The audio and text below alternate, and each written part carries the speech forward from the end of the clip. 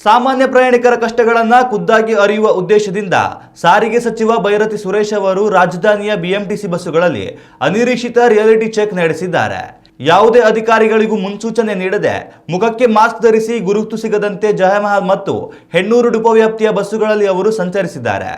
ಜನದಟ್ಟಣೆಯ ನಡುವೆ ಸಾಮಾನ್ಯರಂತೆ ನಿಂತುಕೊಂಡೇ ಪ್ರಯಾಣಿಸಿದ ಸಚಿವರಿಗೆ ಸಾರಿಗೆ ಸಿಬ್ಬಂದಿಯ ಬೇಜವಾಬ್ದಾರಿತನದ ನೇರ ದರ್ಶನವಾಗಿದೆ. ಬೊಮ್ಮಸಂದ್ರದಿಂದ ಹೆಬ್ಬಾಳಕ್ಕೆ ಹೋಗುವ ಬಸ್ ಹತ್ತಿದ ಸಚಿವರು 2 ಟಿಕೆಟ್ಗಾಗಿ ನಿರ್ವಾಹಕನಿಗೆ 100 ರೂಪಾಯಿ ನೋಟು ನೀಡಿದ್ದಾರೆ.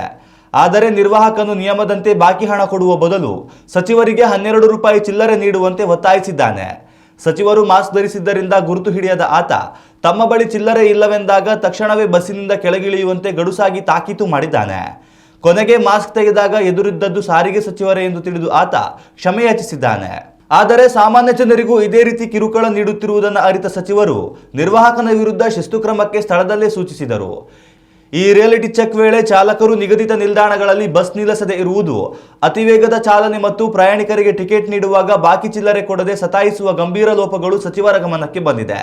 ಸಾರ್ವಜನಿಕರೊಂದಿಗೆ ಅತ್ಯಂತ ನಿರ್ಲಕ್ಷ್ಯ ಹಾಗೂ ಅಸಭ್ಯವಾಗಿ ವರ್ತಿಸುತ್ತಿದ್ದ ಇತರೆ ಚಾಲಕರನ್ನ ಮತ್ತು ನಿರ್ವಾಹಕರನ್ನ ಸ್ಥಳದಲ್ಲೇ ಅಮಾನತುಗೊಳಿಸುವಂತೆ ಸಚಿವರು ಹಿರಿಯ ಅಧಿಕಾರಿಗಳಿಗೆ ಖಡಕ್ ನಿರ್ದೇಶನ ನೀಡಿದ್ದಾರೆ.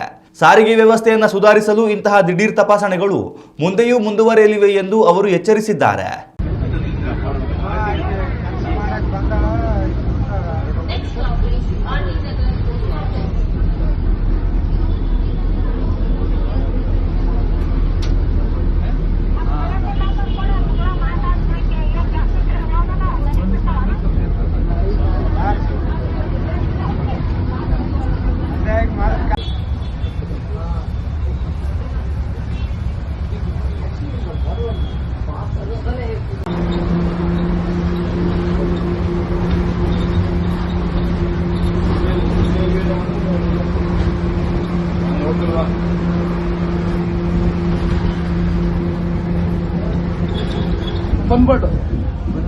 ಪನ್ವರ್ಡ್ ಅಂತ ಒಬ್ಬ ತಡಕಿರಲ್ಲ ಅಲ್ಲಿ ಸ್ಟಾಪ್ ಇಲ್ಲ ಸರ್.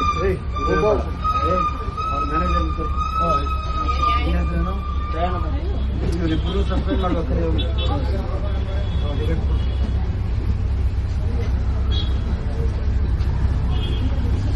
ಉತ್ತಮ ಸಂಸ್ಕಾರಯುತ ಶಿಕ್ಷಣದೊಂದಿಗೆ VSS English medium CBSE school Udupi Muddur.